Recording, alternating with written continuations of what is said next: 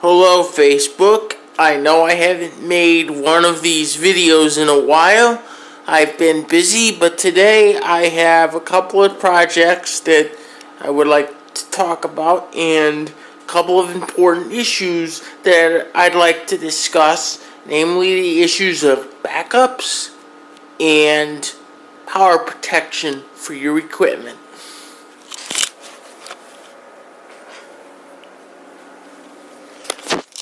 First project we have is this new laptop.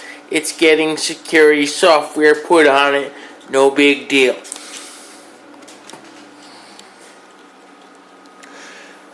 This brings me to the second issue, which is this desktop right here that has an issue related to power protection, which I will talk about in a minute. First, I'm going to talk about the importance of keeping and maintaining regular backups of your important data. I know it's a subject that I've touched on before in the past. However, an incident on Facebook has occurred that makes me want to bring it up again. A very good friend of mine on Facebook who does photography work and keeps a ton of photos recently had a small external hard drive that suffered about a 10-inch drop onto carpet while it is running. Now, I've talked about this before. Hard drives do not like to receive any kind of shocks when they are on. When they are off and the heads are in a parking position and off of the platter, it's one thing. But when they're turned on and the platters are spinning and the heads are working, they're very close to the platter, and any kind of shock or bump could result in a head slap condition, which will cause the heads to touch the platter and immediately kill the drive. That's what happened to this individual. Now, because of what happened to this individual, because it was a mechanical failure, the drive has to be opened up in a clean room environment for data recovery. And to do that costs anywhere between $1,500 and $2,000. Yeah, you heard me right. Between $1,500 and $2,000. There were no backups of these pictures, and some of this material is very personal and irreplaceable to him.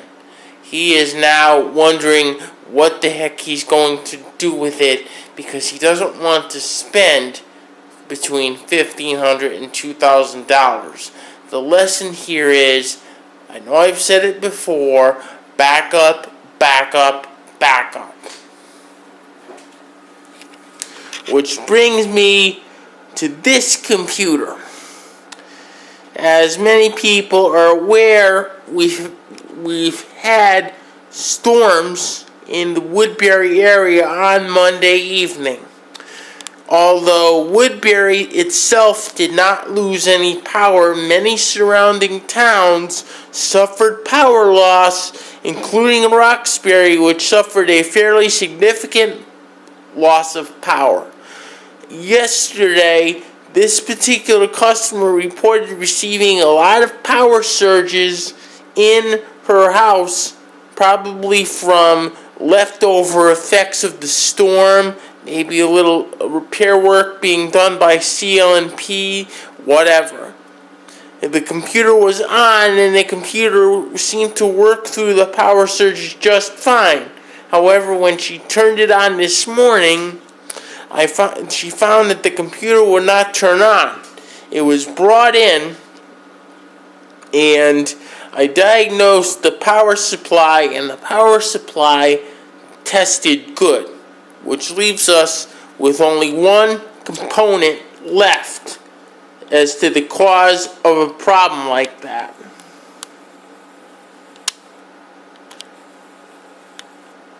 The motherboard.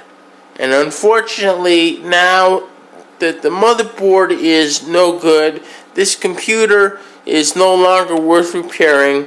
The only thing that I may be able to do is extract her data from the hard drive. I am guardedly optimistic that the hard drive is still okay. We will find out later on today. Lesson here is make sure you have high quality surge suppression and or line filtering in place on your computers. I recommend the Trip Lite line of products very highly.